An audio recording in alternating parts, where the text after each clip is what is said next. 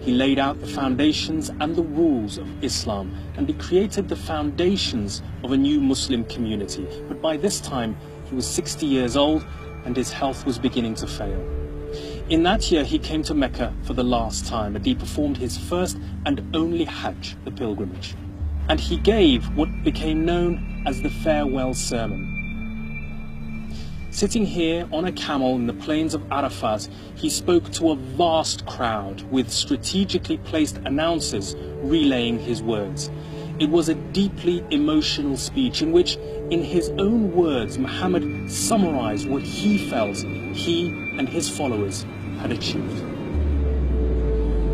O people, lend me an attentive ear, for I know not whether after this year I shall ever be amongst you again. Therefore listen carefully to what I am saying, and take these words to those who could not be present here today. You see in the final sermon this heartfelt plea from the Prophet, warning the Muslims about certain things, advising them about certain things. You can see his worries for the future of the Muslims, and that these words are something that they should take note of, and they should hang on to, and they should be aware, because in here is a very, very important message for every Muslim. Do not therefore do injustice to yourselves. Remember, one day you will meet Allah and answer your deeds. So beware, do not astray from the path of righteousness after I am gone. Remember what God's earliest message was to Abraham, to Adam, to Moses, to Jesus, etc. And remember that the only real reality, the ultimate reality, is the one true God. And that God is the creator, sustainer, and judge of the universe. All mankind is from Adam and Eve. An Arab has no superiority over a non-Arab, nor a non-Arab has any superiority over an Arab. Also, a white has no superiority over black, nor a black has any superiority over white, except by piety and good action. He's saying all humans are one. God has called you from the tribalism of paganism and its pride in ancestors. But remember, all men come from Adam, and Adam came from dust. And then he quotes these words from the Quran, which really speak to our time. "O people," God says to humanity, "we have formed you from a male and a female, and have formed you into tribes and nations, so that you may get to know one another.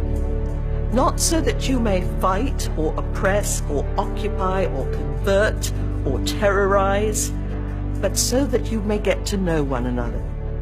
All those who listen to me shall pass on my words to others, and those to others again, and may the last ones understand my words better than those who listen to me directly.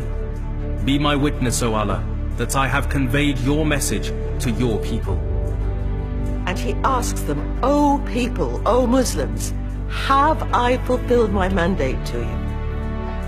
And they cry, "Nam." Yes, and it rings around. And he asks them 3 times, "Have I?"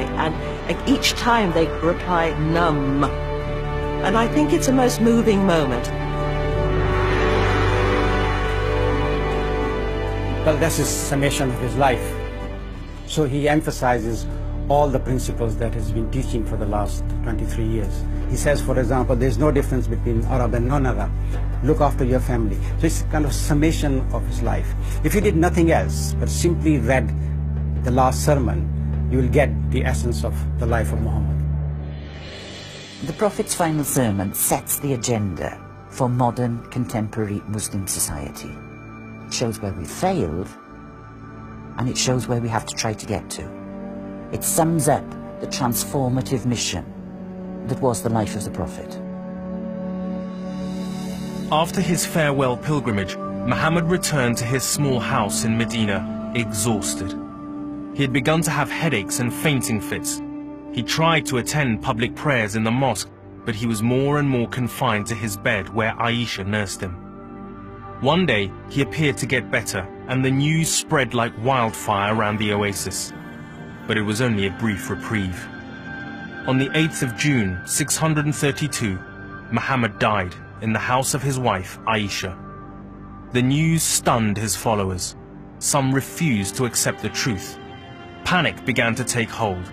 How could the messenger of God be dead?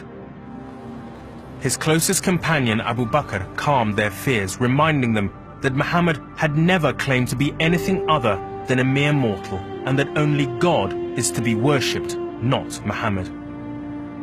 He was buried here, next to his mosque, his face turned towards Mecca, a practice still common today among Muslims.